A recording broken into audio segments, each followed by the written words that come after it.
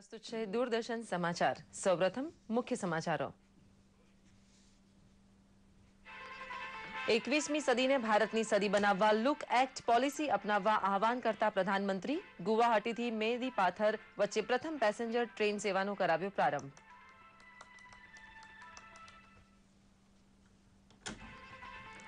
ઝારખંડમાં ચૂંટણી સભાઓ ગજવતા દિગ્ગજ નેતાઓ કેન્દ્ર સરકારની નવી કોલસા નીતિ ઝારખંડના વિકાસને વેગ આપશે તેવો વિશ્વાસ વ્યક્ત કરતા પ્રધાનમંત્રી સોનિયા ગાંધીના કેન્દ્ર સરકાર પર પ્રહાર। ભારતને અસ્થિર કરવા પાકિસ્તાન પ્રયત્નશીલ હોવાની સ્પષ્ટતા કરતા ગૃહમંત્રી રાજનાથ સિંહ ગુવાહાટીમાં ડીજી સંમેલનને સંબોધન કરતા દિલ્હીમાં રાષ્ટ્રીય પોલીસ મેમોરિયલ બનાવવાની કરી જાહેરાત। एसपी सुप्रीमो मुलायमसिंह यादव અને ઉત્તર પ્રદેશના મુખ્યમંત્રી અખિલેશ યાદવ ગુજરાતની મુલાકાતે કેન્દ્ર સરકાર પ્રજાને આપેલા વચન પૂર્ણ કરવામાં નિષ્ફળ રહી હોવાનો મુલાયમનો આક્ષેપ। અખિલેશ યાદવે મુખ્યમંત્રી આનંદીબેનની લીધી શુભેચ્છા મુલાકાત। 4 ડિસેમ્બરે રમાનાર ભારત ઓસ્ટ્રેલિયા વચ્ચેની પ્રથમ ટેસ્ટ મેચ રદ। ફિલ હ્યુઝના અવસાનના કારણે ઓસ્ટ્રેલિયન ક્રિકેટરો હજુ આઘાતમાં। 3 ડિસેમ્બરે ફિલ હ્યુઝના અંતિમ સંસ્કાર। સમાચાર વિગતવાર જોઈએ। પ્રધાનમંત્રી નરેન્દ્ર મોદી પૂર્વોત્તર રાજ્યોના પ્રવાસે છે। આસામના ગુવાહાટીના માલીગાંવ સ્ટેડિયમમાંથી નરેન્દ્ર મોદીએ ગુવાહાટીમાં મેદી પાથર વચ્ચેની પ્રથમ પેસેન્જર રેલવે સેવાનો પ્રારંભ કર્યો હતો।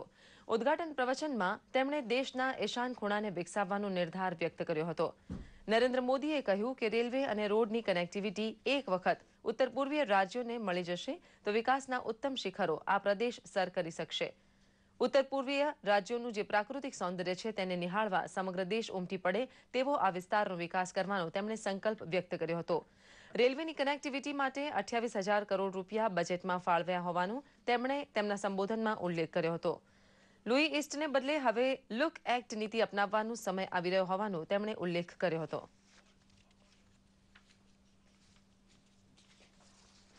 कि भारत के इस ईशान कोने को हमारे नॉर्थ ईस्ट को अगर हम अच्छी तरह से संभाल लें तो पूरा हिंदुस्तान आगे बढ़ जाएगा।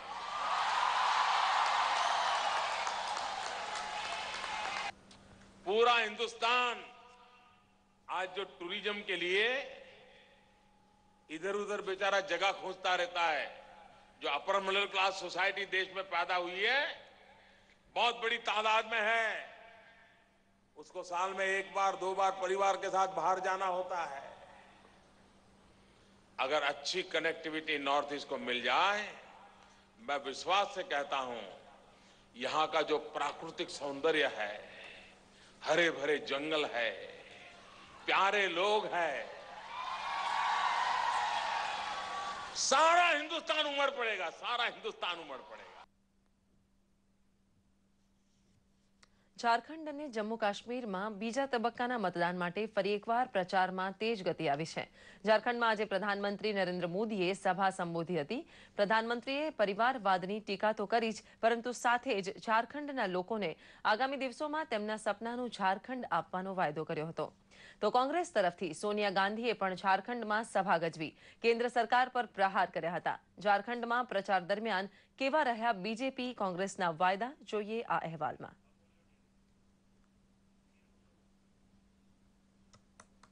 ઝારખંડમાં બીજા તબક્કાના મતદાન માટેની તારીખ નજીક આવતા જ પ્રચારમાં ગરમી આવી છે। કોંગ્રેસ તરફથી રાહુલ ગાંધીના પ્રચારના બીજા દિવસે પ્રધાનમંત્રી નરેન્દ્ર મોદીએ ઝારખંડના જમશેદપુર અને રાંચીમાં ચૂંટણી સભા ગજવી હતી। પ્રધાનમંત્રી નરેન્દ્ર મોદીએ ચૂંટણીને ઝારખંડનું ભવિષ્ય નક્કી કરનારી ચૂંટણી ગણાવી હતી। સત્તા પરિવર્તન માટે કોલ આપ્યો હતો। मैं आपको विश्वास दिलाता हूं, ये जो आप मुझे प्यार दे रहे हैं ना, इसको मैं ब्याज समेत लौटाऊंगा, ब्याज समेत, और विकास करके लौटाऊंगा। जमशेदपुर की आन बान शान बदल के रख दूंगा भाई। જે રીતે દેશમાં ભાજપની પૂર્ણ બહુમતીવાળી સરકાર છે તેવી જ રીતે ઝારખંડમાં પણ પૂર્ણ બહુમતવાળી સરકારની માંગણી કરી પ્રધાનમંત્રીએ સપનાનું ઝારખંડ બનાવવાનો વાયદો કર્યો હતો। हमने जो कोयले की नीति बनाई है उसके कारण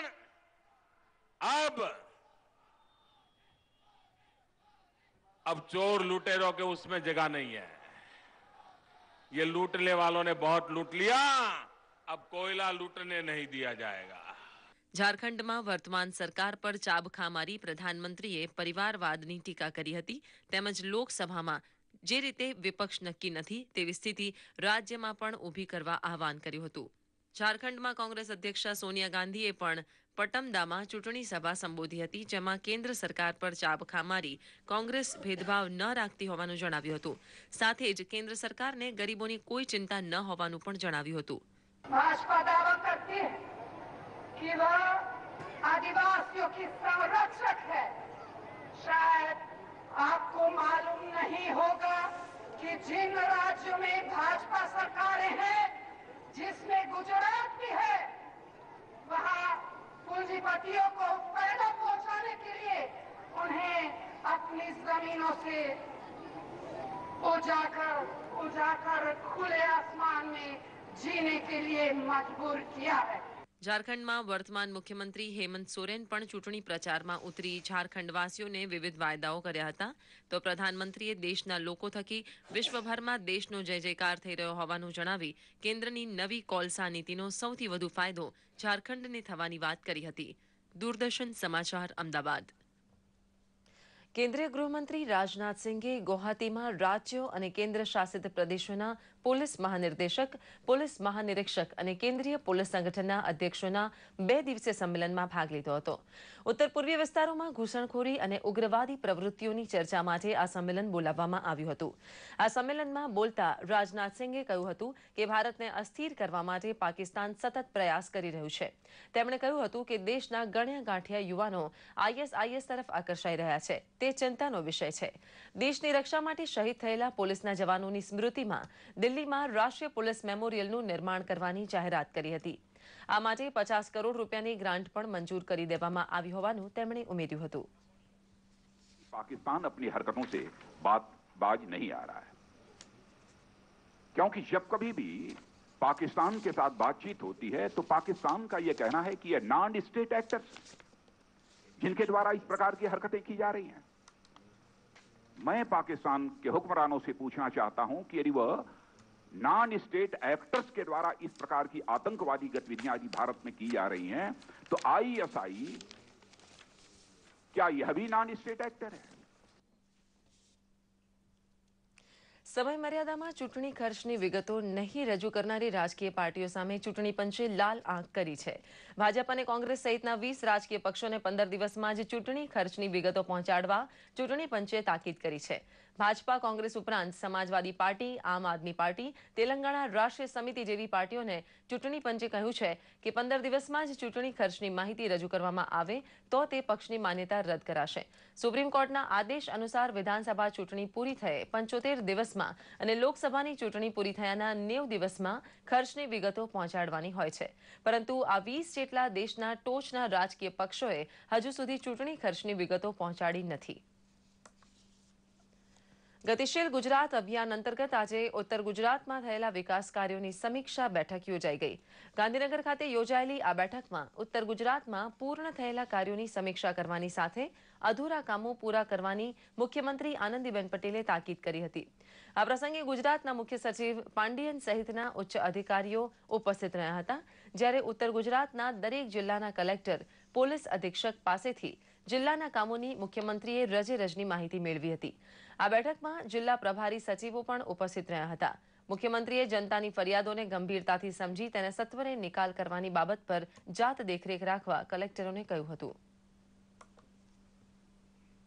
ઉત્તર પ્રદેશના મુખ્યમંત્રી અખિલેશ યાદવ અને સમાજવાદી પાર્ટીના વડા મુલાયમસિંહ યાદવ આજે ગુજરાતની મુલાકાતે આવ્યા છે. અમદાવાદ એરપોર્ટ પર મીડિયા સમક્ષ બોલતા મુલાયમસિંહે જણાવ્યું હતું કે પ્રધાનમંત્રીએ આપેલા વચનો પૂર્ણ કરવામાં તેઓ નિષ્ફળ નીવડ્યા છે.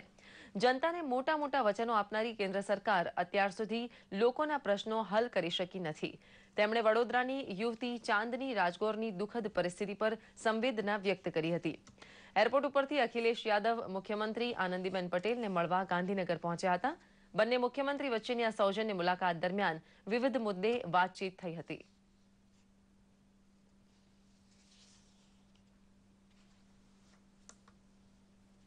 जो मेहनत करेगा और जनता के बीच जाएगा उसे सफलता मिलेगी। उन्हें सफलता मिली है, लेकिन जो उन्होंने वायदे किए थे वो वायदा तो एक भी नहीं अभी हुआ। पहला वायदा सबसे ज्यादा प्रभावी करने वाला था नौजवानों के लिए, सबको रोजगार और सबको नौकरी देंगे। अभी तक एक को नौकरी नहीं दे पाए। अब 6 महीना का मैंने ऐलान किया था तो हमारी पार्टी नाराज भी हुए थे। मैं कि 6 महीना तक नहीं बोलेंगे, सरकार खिलाफ, मोदी साहब खिलाफ, अब बोलेंगे आज से। સહ્યાદ્રી ડુંગરોની હારમાળા વચ્ચે વસેલ ડાંગ જિલ્લામાં હાલ ડુંગર દેવની પૂજાના દિવસો ચાલી રહ્યા છે।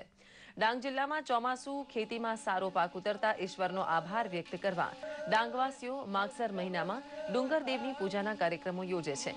રાત્રિ દરમિયાન પુરુષો દ્વારા ગામમાં 3 દિવસ આખી રાત થાળી વાદ્ય પર કથા કરાય છે, જ્યારે ડુંગરદેવને પ્રસન્ન કરવા ભાયા નૃત્યની રમઝટ આખી રાત ચાલે છે।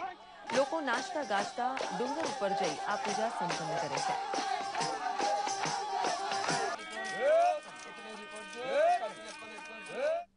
અને હવે જોઈએ કેટલાક મહત્વના સમાચાર સંક્ષિપ્તમાં।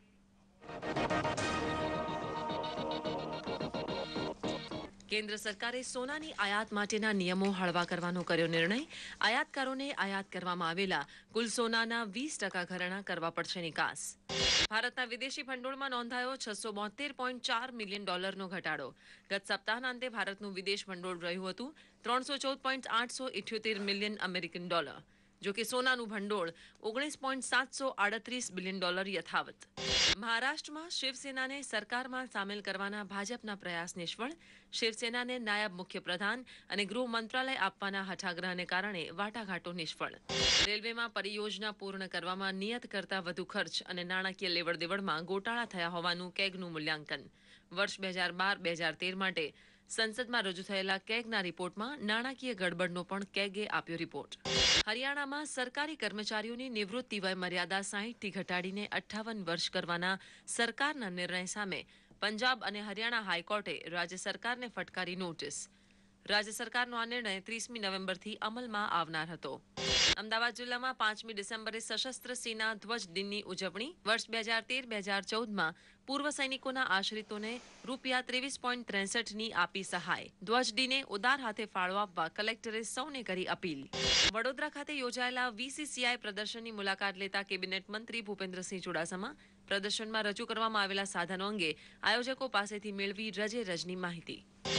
સરકારે અમદાવાદ સ્થિત કિડની ઇન્સ્ટિટ્યૂટને સ્ટેટ યુનિવર્સિટીનો દરજ્જો આપવાનો કર્યો નિર્ણય। કિડની લીવરના રોગોની સારવાર તથા ટ્રાન્સપ્લાન્ટેશનની સેવાનો વ્યાપ વધારવા નિર્ણય। ગાંધીનગર સ્થિત ઉદય ભાણસિંહ કોઓપરેટિવ મેનેજમેન્ટનો દીક્ષાંત સમારંભ યોજાયો। રાજ્યપાલના હસ્તે અપાઈ પદવી। સહકારી ક્ષેત્રના અગ્રણીઓ રહ્યા ઉપસ્થિત। ફિલ્ડ યુજીસના નિધનને કારણે ભારત ઓસ્ટ્રેલિયા વચ્ચેની પ્રથમ ટેસ્ટ મેચ રદ। ઓસ્ટ્રેલિયન ખેલાડીઓ આઘાતમાં હોવાને કારણે પ્રથમ ટેસ્ટ રદ। ભારત અને ઓસ્ટ્રેલિયા વચ્ચેની રમાનારી પ્રથમ ટેસ્ટ રદ કરી દેવામાં આવી છે। બ્રિસ્બેન ખાતે 4 ડિસેમ્બરથી પ્રથમ ટેસ્ટ શરૂ થવાની હતી। ફિલ્ડ યુજીસના નિધનને કારણે ઓસ્ટ્રેલિયન ખેલાડીઓ આઘાતમાં હોવાને કારણે પ્રથમ ટેસ્ટ રદ કરી દેવામાં આવી છે। 3 ડિસેમ્બરના રોજ ફિલ્ડ યુજીસના અંતિમ સંસ્કાર થનાર છે, ત્યારે તેના બીજા જ દિવસે ટેસ્ટ મેચ રમાડવાનું ઓસ્ટ્રેલિયન ક્રિકેટ બોર્ડને ઉચિત નહીં લાગતા આ ટેસ્ટને રદ કરી દેવામાં આવી છે। અને અંતમાં મુખ્ય સમાચારો પર ફરી એક નજર। 21મી સદીને ભારતની સદી બનાવવા લુક એક્ટ પોલિસી અપનાવવા આહવાન કરતા પ્રધાનમંત્રી ગુવાહાટીથી મેંદી પાથર વચ્ચે પ્રથમ પેસેન્જર ટ્રેન સેવાનો કરાવ્યો પ્રારંભ।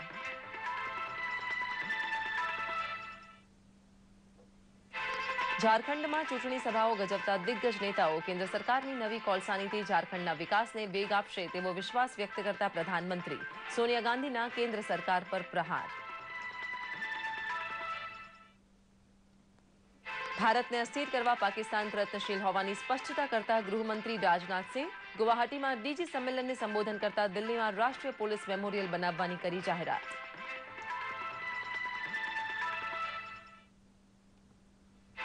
એસપી સુપ્રીમો મુલાયમ સિંહ યાદવ અને ઉત્તર પ્રદેશના મુખ્યમંત્રી અખિલેશ યાદવ ગુજરાતની મુલાકાતે। કેન્દ્ર સરકાર પ્રજાને આપેલા વચન પૂર્ણ કરવામાં નિષ્ફળ રહી હોવાનો મુલાયમનો આક્ષેપ।